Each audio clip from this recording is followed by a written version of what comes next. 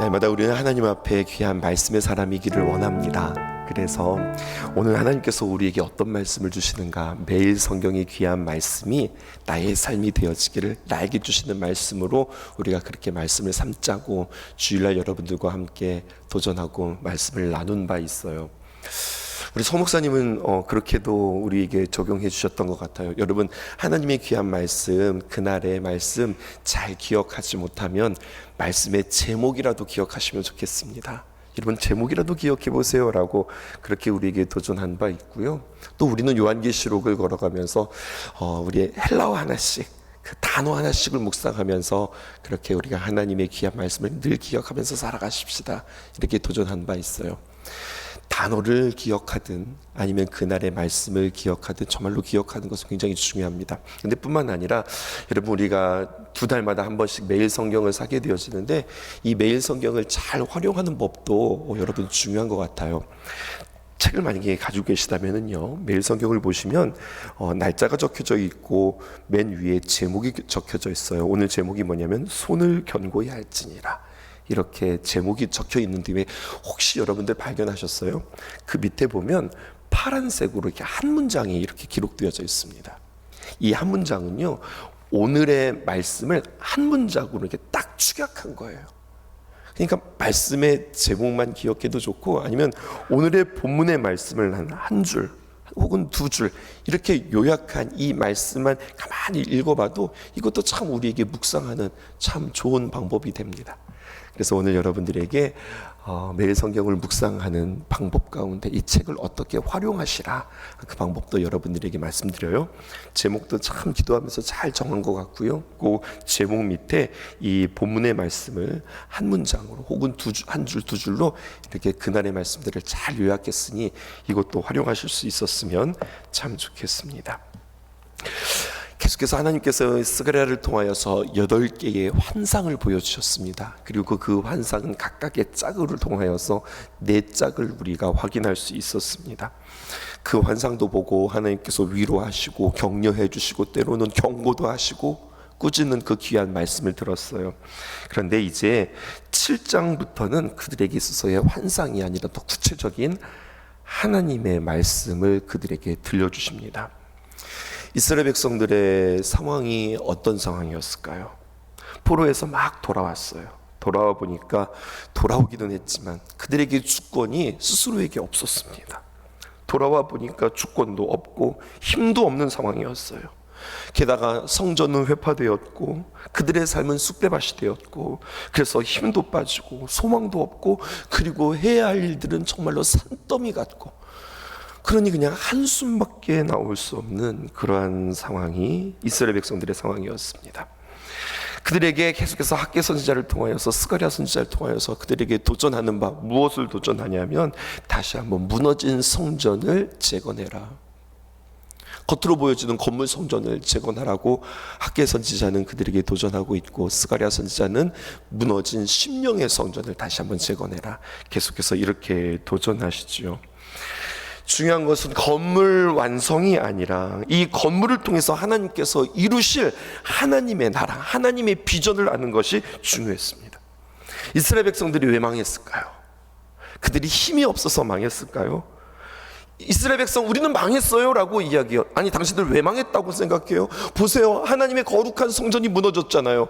성전이 무너진 것을 통해서 우리가 망했다고 생각하세요? 진짜 무너진 것이 무엇일까요? 다시 한번 스가랴 선지자는 그들에게 질문합니다. 건물이 무너져서 우리가 망한 것이 아니라 우리의 믿음이 무너지고 믿음이 없어져서 우리가 망한 것입니다. 믿음이 없다고 하는 것은 하나님 앞에서의 정의와 공의는 사라지고 사람과 사람 사이에 사랑이 사라지고 의리가 사라진 것, 이것이 문제인 겁니다. 건물은 지으면 되는 겁니다. 그러나 우리의 심령, 우리의 마음의 상태에 대해서 우리가 점검하지 못하고 이것을 세우지 못하면 아무리 건물이 세워진들 그것은 의미가 없는 겁니다. 이것을 다시 한번 그들에게 회복시키면서 안에서부터의 회복, 우리의 심령의 회복, 그것을 통해서 이루시는 하나님의 나라의 비전, 이것을 그들에게 도전합니다. 1절 보시면 이렇게 기록되어져 있어요. 만군의 여호와의 말씀이 임하여 이르시되, 이렇게 기록되어 있습니다. 오늘 요약을 한번 여러분 읽어보세요. 만군의 여호와가 말하노라 라고 하는 문구가 10번이나 반복됩니다. 오늘 본문에 보면 만군의 여호와라고 하는 내용이 10번이나 반복됩니다. 그러면서 이렇게 적어놨죠. 이는 하나님이 다시 돌아오셔서 이스라엘을 회복시킬 것이라는 것의 약속의 확증입니다. 만군의 여호와라고 하는 표현이 1절, 2절, 4절, 6절, 7절, 9절, 11절 등등 계속해서 만군의 여호와 이렇게 표현합니다. 만군의 여호와라고 하는 말에는 그 의미와 분위기가 있는데요, 왕이시다라고 하는 보좌에 앉아서 나란 일을 돌보고 통치하는 모습이 만군의 여호와의 모습이 아닙니다. 만군의 여호와라고 할 때는 좌우에 어마어마한 자기를 호위하는 부대를 거느리고 군대를 일으키고 수많은 군대를 거느리고 온몸에 완전 무장을 한 상태로 전쟁터에 곧 출격하는 왕의 모습이 만군의 여호와의 모습입니다. 이스라엘 백성에게 지금 필요한 것이 무엇일까요? 힘이 필요합니다. 나라도 빼앗겼고 주권도 없고 또 재정도 없고 군대도 없는 상황 속에서, 또 성벽은 무너졌고 성전도 재건해야 되는 숙제를 짊어지고 있는 상황 속에서 이스라엘 백성들이 처한 그 상황이지만, 그런데 이스라엘 백성들에게 스가랴는 선포합니다. 하나님이 누구지? 우리들이 만난 문제가 중요한 것이 아니라 우리가 믿는 하나님이 누구지? 그분에게 부족한 것이 무엇이지? 그분이 우리와 함께 하시면 그것으로 끝난다. 이것이 스가랴가 선포한 하나님의 약속이에요. 2절 보세요. 함께 읽읍시다. 시작. 만군의 여호와가 이같이 말하노라. 내가 시온을 위하여 크게 질투하며 그를 위하여 크게 분노함으로 질투하노라. 질투라고 하는 단어가 2번 등장합니다. 누가 질투하신다는 거예요? 사람이 질투하는 것이 아니라 하나님이 질투하신다는 거예요. 질투하시는 하나님, 내가 질투한다 라고 하는 말에는 누가 질투한 줄 아세요? 열심이 있는 사람이 질투합니다. 열정이 있는 사람이 질투합니다. 열심을 낸다고 하는 것은 다른 말로 표현하면 하나님께서 사랑하신다라고 하는 표현이에요. 그러니까 질투한다. 그들에게 열심이 있다, 열정이 있다. 또 다른 말로 표현하면 그들을 사랑한다. 누구를 사랑하는 겁니까? 이스라엘을 사랑합니다. 시온을 내가 그렇게 사랑한다는 거예요. 하나님의 백성을 그렇게 사랑하신다는 겁니다. 사랑하는 데는요 이유가 있어요. 왜 그렇게 사랑하는데? 네가 좋아서 너를 사랑해, 이게 아니에요. 포로에서 귀환해서 성전을 재건하시는 그 하나님께서 그들에게 은혜를 베푸시기를 원하는 하나님의 귀한 사랑, 은혜, 그 열정에는 하나님의 꿈이 있습니다. 오늘 본문에 보니 3가지의 꿈이 있어요. 첫 번째, 예루살렘이 진리의 성읍이 되기를 원하세요. 그건 동일하게 우리에게도 마찬가지입니다. 하나님께서 우리를 사랑하세요. 질투하시도록 사랑하세요. 우리를 향한 귀한 열정이 있습니다. 우리를 사랑하시는 네가 이뻐서 그래.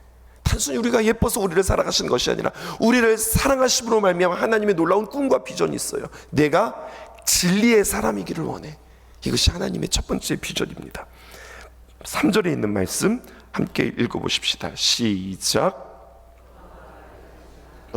내가 시온에 돌아와 예루살렘 가운데 거하리니 예루살렘은 진리의 성읍이라 일컫겠고 만군의 여호와의 산은 성산이라 일컫게 되리라.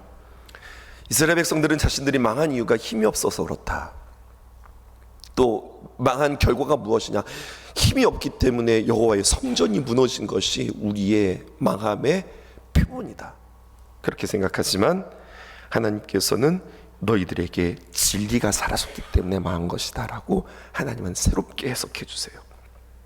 하나님의 백성이 진리를 따르는 것이 아니라 세상을 따랐고, 하나님의 진리를 따른 것이 아니라 헛된 말을 따랐고, 서로에 대해서 진리를 중요시 여긴 것이 아니라 서로에 대해서 거짓을 말했고, 심지어 진실의 최후의 보류라고 할 수 있는 법정에서조차 진실을 외면하고 사람의 유익에 따라, 이익에 따라 거짓된 재판들이 너희들의 삶 속에서 펼쳐졌다. 주님 말씀하십니다. 하나님께서 예루살렘에 은혜를 베풀어 회복하고자 하시는 그 비전, 단지 성전을 멋지게 재건하는 것이 아니라 성전 재건의 본질이 있습니다. 그것은 바로 예루살렘의 회복. 성전은 하나님의 임재하심을 의미해요. 하나님이 함께 하신다라고 하는 거예요. 근데 하나님이 그들 가운데 임재하시고 하나님이 우리와 함께 하신다라고 하는 것은 궁극적인 비전, 예루살렘이 진리의 성읍이 되기를 원하시는 거죠. 문장을 한번 띄워드릴까요? 이것입니다. 하나님의 은혜에 합당한 반응이 있습니다. 하나님이 우리를 사랑하셨습니다. 예수 그리스도께서 우리를 위해서 십자가에 못 박혀 죽으셨습니다. 그렇게 죽으신 하나님의 귀한 사랑, 예수 그리스도의 귀한 은혜, 성령님의 귀한 감동은 우리에게 반응으로 나타나야 하는데 그것은 바로 진리입니다. 나 하나님의 귀한 사랑으로 나 구원받았잖아, 나 천국 가는 사람이잖아, 하나님의 보호하심이 있잖아. 이것이 아니라 하나님께서 우리에게 진리의 사람이기를 원하는 거예요. 하나님의 은혜를 입은 자는 진리를 따라 살아가려 하고 진리를 말하는 삶을 살아야 합니다. 나는 하나님 앞에 진리의 사람인가? 진리가 우리를 자유케 하였는데 그 자유함을 통해서 나는 그 자유케 하신 그 하나님의 귀한 진리를 나는 진실로 소중하게 여기고 가치 있게 살아가는가? 하나님은 우리에게 신실하게 말씀하시고 하나님은 우리에게 약속하신 바 그것을 끝까지 지키시는 그 하나님인데 나 또한 하나님 앞에 그 진리를 말하고 사람과 사람 사이에 정직하게 말하고 솔직하게 말하고 거짓 없이 말하고 언제나 진리 앞에서 내가 부끄럽지 않은 삶을 살아가고 있는가? 이것을 다시 한번 우리 삶 속에서 적용해야겠습니다. 우리를 사랑하신 하나님의 놀라운 비전입니다. 너는 거짓의 사람이 아니라 진리의 사람이 되어야 해. 겉과 속이 다른 자가 아니라 같은 사람이 되어야 돼. 얼렁뚱땅 살아가는 것이 아니라 내가 조금은 손해보더라도 내가 솔직함으로 살아가야 해. 주님께서 우리에게 말씀하세요. 두 번째입니다. 포로에서 귀환하여서 성전을 재건하는 백성들에게 베풀고자 하는 하나님의 열정, 의지, 질투하시도록 사랑하시는 하나님의 귀한 사랑, 그것은 두 번째, 너희가 평화의 성읍이 되기를 원한다. 주님 그렇게 말씀하세요. 스가랴 8장 4절에서 5절인데요 4절은 제가, 5절은 여러분들이 읽으실게요. 만군의 여호와가 이같이 말하노라. 예루살렘 길거리에서 늙은 남자들과 늙은 여자들이 다시 앉을 것이라. 다 나이가 많음으로 저마다 손에 지팡이를 잡을 것이요. 5절, 그 성읍 거리에 소년과 소녀들이 가득하여 거기에서 뛰놀리라. 어르신들이 지팡이를 짚고 거리를 다닙니다. 어린아이들이 길거리에서 마음껏 뛰어놉니다. 모든 모습이 평화의 성읍의 상징입니다. 어르신들이 지팡이를 의지하여서 그의 걸음이 빠르겠습니까? 느리겠습니까? 천천히 걷지만 아무런 장애도 어떤 서두름도 없어요. 그들의 걸음이 느려도 아무런 문제가 없습니다.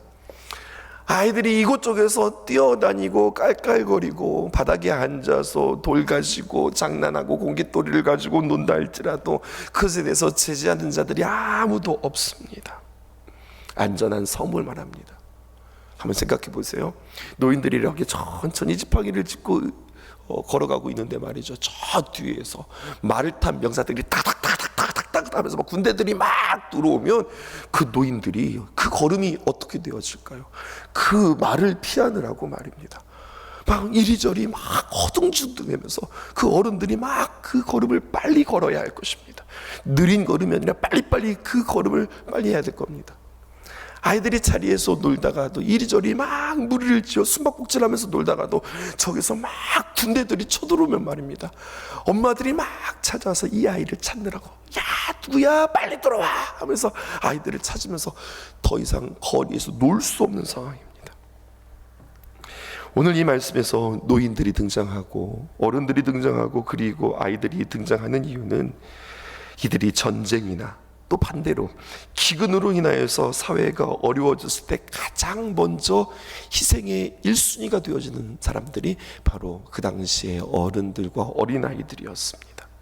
예루살렘이 황폐해질 때에 어르신들과 그리고 어린이들이 거리에 다닐 수 없었고, 또 스가랴 시대에도 거리에 어린이들이 없었던 듯합니다. 어르신들과 어린아이들이 어떤 두려움도 없이 안전하게 거리를 다닐 수 있는 성읍, 하나님의 귀한 은혜로 말미암아 회복되어진 평화의 성읍이에요. 10절에 있는 말씀 볼까요? 이날 전에는 사람도 삭슬 얻지 못하였고 짐승도 삭슬 받지 못하였으며 사람이 원수로 말미암아 평안히 출입하지 못하였으니 내가 모든 사람을 풀어 서로 치게 하였느니라.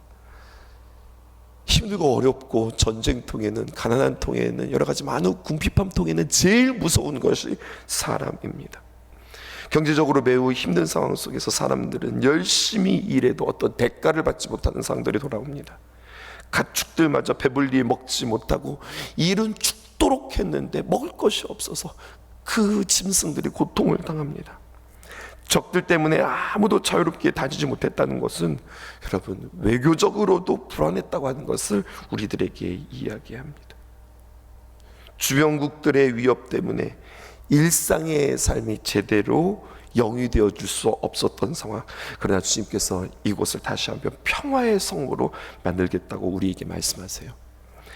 평화의 성읍이 되기 위해서는 하나님께서 내가 너희들을 평화롭게 만든다 이렇게 해서 되어지는 것이 아니라 우선이 뭐가 되어야 되느냐, 너희가 진리의 사람이 되어야 한다. 처음으로 들어가는 거예요.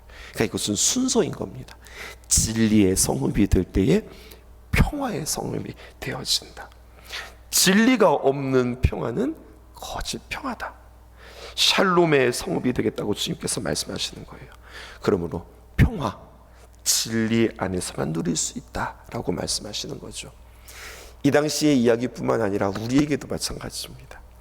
우리의 마음 가운데 진정한 평화는 내가 무엇인가를 가져서 소유해서 내가 모은 것들을 잔뜩 내가 저장하고 있어서 내가 보유하고 있어서 평화를 누리는 것이 아니라 하나님의 귀한 진리가 내 안에 있을 때에 내가 진정한 평화를 누린다고 성경은 우리에게 이야기하고 있습니다. 어떻게든 가져야 돼, 이것이 아니라 우리는 주님 앞에서 어떻게든 진리의 사람이 되어야 해. 그 진리 앞에서, 하나님의 말씀 앞에서 부끄럽지 않은 사람 되어야 해. 이것을 결심할 수 있기를 바라요. 마지막입니다. 세 번째, 예루살렘을 향해서 주님께서 약속하시는 바 번영의 성읍이 되겠다. 주님께서 이렇게 말씀해 주시네요. 12절에 있는 말씀 함께 읽어봅시다. 시작. 평강의 씨앗을 얻을 것이라. 포도나무가 열매를 맺으며 땅이 산물을 내며 하늘은 이슬을 내리리니 내가 이 남은 백성으로 이 모든 것을 누리게 하리라. 씨앗이 자라요. 그리고 나무가 열매를 맺어요. 땅에 곡식을 내요.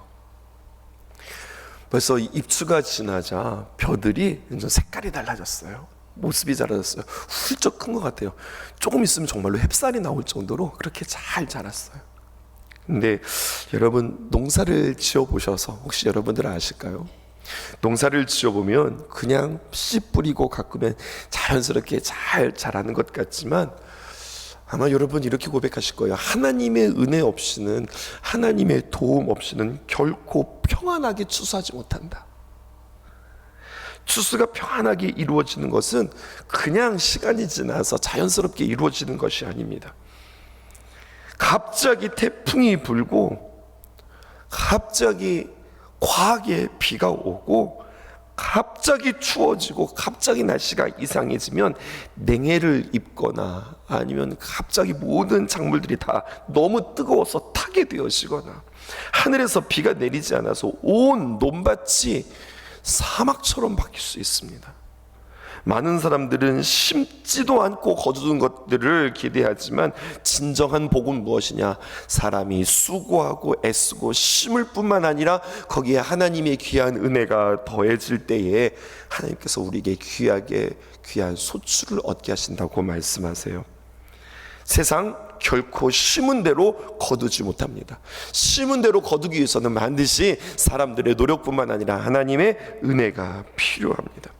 학개서 1장은 하나님과 성전에 관심 없이 살아갈 때의 모습을 이렇게 우리에게 고발합니다.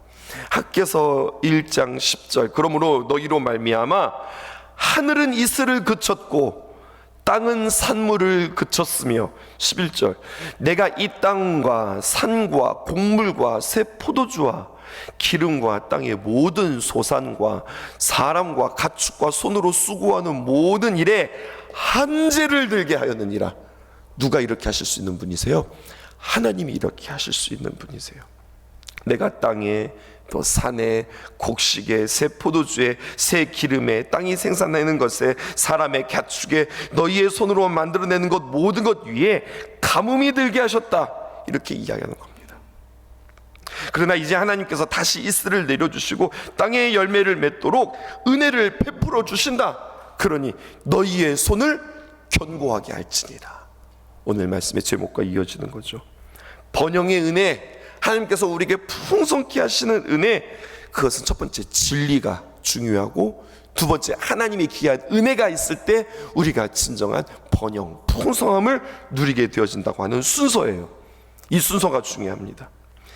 이 순서가 바뀌어서 뭐가 첫째로 여겨지냐면 우리는 먼저 번영, 풍성하게 되어지는 것, 이것이 우리가 첫 번째로 꼽고 진리는 있든지 말든지 뭐로 가도 서울로만 가면 그러면 된다라고 생각해서 방법은 중요하지 않은 거예요. 그냥 서울만 가면 되는 거예요. 어떻게 되었든 방법은 중요하지 않습니다. 과정은 중요하지 않습니다. 어떻게든지 열매만 얻게 되어지면 그것으로 끝난다고 생각하는 거예요. 절대로 그렇지 않습니다. 순서가 뒤바뀌어져서는 안 됩니다. 순서가 뒤바뀌어져서 그럼에도 불구하고 어떤 번영이 있다? 그럼 여러분 그것은 우리에게 복이 아니라 화가 되어지는 겁니다. 오늘 특별히 우리가 하나님 앞에 기도할 때 이 나라를 위하여서 기도할 수 있었으면 좋겠습니다. 하나님, 이 나라가 무엇보다도 진리의 나라 되어질 수 있도록 주님 도와주옵소서. 그 다음 하나님, 이 나라가 평화의 나라 되어지도록 도와주옵소서. 그리고 하나님, 이 나라가 번영의 나라 되게 하옵소서. 오늘 스가랴의 그 귀한 비전이 우리에게 세 가지 기도 제목 되었으면 좋겠습니다. 이러한 은혜는 사람들이 보기에 신기할 정도로 놀라운 은혜입니다. 현재의 모습 가운데 과연 그런 일들이 가능할까 상상하기 어려운 모습이고, 현재의 예루살렘을 보면 이게 지금 될까? 그런 놀라운 하나님의 약속의 말씀이 회복되어질까? 하나님께서 그들에게 보여주신 비전과 그들의 현실이 너무 멀어 보일 거예요. 그러나 여러분, 신기한 일도 아니고 답답한 일도 아니고 우리들에게 까마득하게 먼 일도 아니라고 주님께서 말씀하세요. 왜? 우리 주님이 누구시니까? 만군의 여호와 하나님이시니까. 우리 주님께서는 모든 능력이 있으신 하나님이시니까. 8장 6절에 있는 말씀 읽어보십시다. 시작. 만군의 여호와가 이같이 말하노라. 이 일이 그날의 남은 백성의 눈에는 기이하려니와 내 눈에야 어찌 기이하겠느냐? 만군의 여호와의 말이니라. 사람들은 그 일들을 보면서 와, 이게 어떻게 가능하지? 기이한 일이다. 와, 이건 기적이다 라고 이야기하지만 하나님께서 너희들 기적이라고 생각해? 그게 나에게 어떻게 그게 기적처럼 보이겠니? 그건 나에게 기적이 아니라 그건 나에게 일상이야. 주님께서 말씀하세요. 그러므로 힘을 내고 두려워하지 말고 오늘 우리에게 주어진 일들에 대하여 한 걸음 한 걸음 걸어가라. 앞으로 완성될 성정 중심으로 예루살렘은 진리의 성읍, 평화의 성읍, 그리고 번영의 성읍이 될 것이다. 그렇게 말씀해 주세요. 우리 기도하십시다. 세 가지 기도하실까요? 첫 번째입니다. 하나님, 먼저 진리의 성읍을 위한 기도입니다. 하나님의 말씀인 진리를 따라 살아가게 하시고, 하나님, 또 다른 말로 표현하면 세상의 거짓된 가치관에 흔들리지 않는 믿음 주옵소서. 우리가 번영을 꿈꾸지요. 번영의 성읍을 위한 기도입니다. 번영을 우상으로 섬기지 않고 무엇이 중요합니까? 은혜가 있어야 된다고 그랬어요. 그래서 은혜를 위한 성읍의 기도는 뺐어요. 하나님의 은혜만이 진정한 평화와 부흥임을 알게 하소서. 그래서 두 번째의 기도 제목이 평화와 번영의 성음을 위한 기도 되어지는 겁니다. 그러므로 세 번째, 성전 재건과 회복을 위한 기도입니다. 하나님의 약속을 믿고 끝까지 인내하게 하며 내면의 회복과 영적 부흥을 경험하게 하소서. 그러므로 우리 마음속에 필요한 것은 무엇일까요? 하나님의 귀한 약속을 믿고 그다음 우리 안에 인내하는 것, 이것이 중요합니다. 오늘도 하나님의 귀한 말씀에 따라 여러분들 순종하고 주 앞에 새벽을 깨운 여러분, 우리에게 중요한 순서를 배웠어요. 이 순서가 내 마음속에 제대로 잘 자리 잡혀 있는지 점검할 수 있는 저와 여러분 되기를 주님의 이름으로 축복합니다. 기도하겠습니다. 함께 주를 찬양하며 하나님의 사랑 그 아들 주셨네. 그의 피로 우린 구원받았네. 십자가에서 쏟으신 그 사랑 강같이 온 땅에 흘러 각 나라와 족속